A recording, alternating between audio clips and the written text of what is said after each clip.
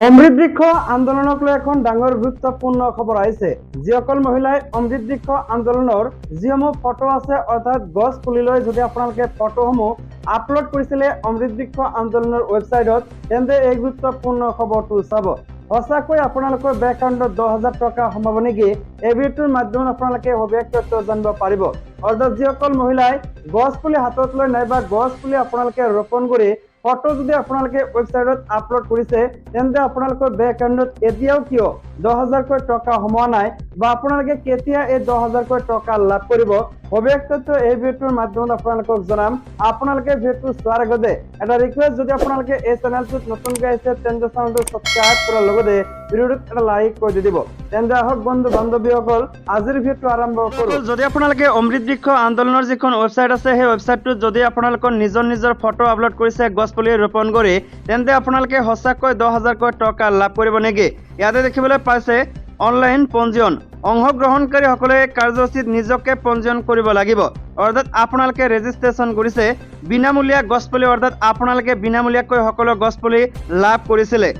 তাৰপিছত দেখিবলৈ পাইছে ৰোপণ কৰা পুলিৰ ইমেজ জিঅ' লোকেশ্যন আপলোড কৰিব লাগিব। আপোনালোকে GPS থকা যিকোনো এটা কেমেৰাৰে আপোনালোকৰ যিখন ফটো আছে সেইটো আপোনালোকে আপলোড কৰিছিলে। ইয়াৰ পিছত আপোনালোকক দেখুৱাইছো যে আপোনালোকে সঁচাকৈ টকা লাভ কৰিব কিমান।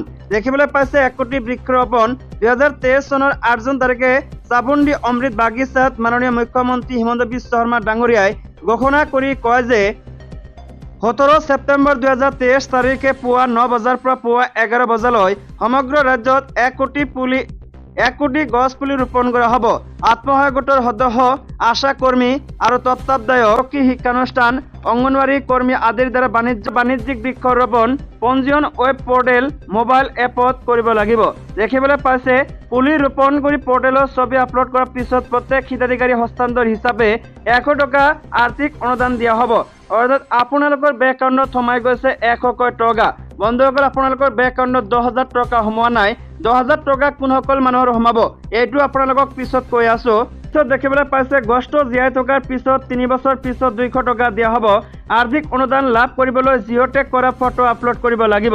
অৰ্থাৎ 3 বছৰ পিছত পুনৰবাৰ আপোনালোকে 200 টকা লাভ কৰিব। কিন্তু ইয়াৰ আগতে আপোনালোকে জিঅ' টেগ কৰি আপোনালোকৰ যিখন ফটো আছে সেইটো আপলোড কৰিলেহে পুনৰবাৰ 3 বছৰ পিছত 200 টকা লাভ কৰিব। এতিয়া কথা হ'ল যে কোনসকল মানুহে পুনৰবাৰ 10,000 টকা লাভ কৰিব? বন্ধুসকল, যিসকল আত্মসহায়ক গোটৰ মহিলা আছে তেওঁলোকেহে 10,000 টকা লাভ কৰিব। কিন্তু এই ক্ষেত্ৰত আপোনালোকে টকা লাভ নকৰে। আত্মসহায়ক গোটৰ মহিলাসকলে এক্সট্ৰাকৈ তেওঁলোকে 10,000 টকা বেলেগ এটা আঁচনিত লাভ কৰিব। আৰু এই গুৰুত্বপূৰ্ণ মন্তব্য কৰিছে ৰাজ্যৰ মুখ্যমন্ত্ৰী হিমন্ত বিশ্ব শৰ্মাই।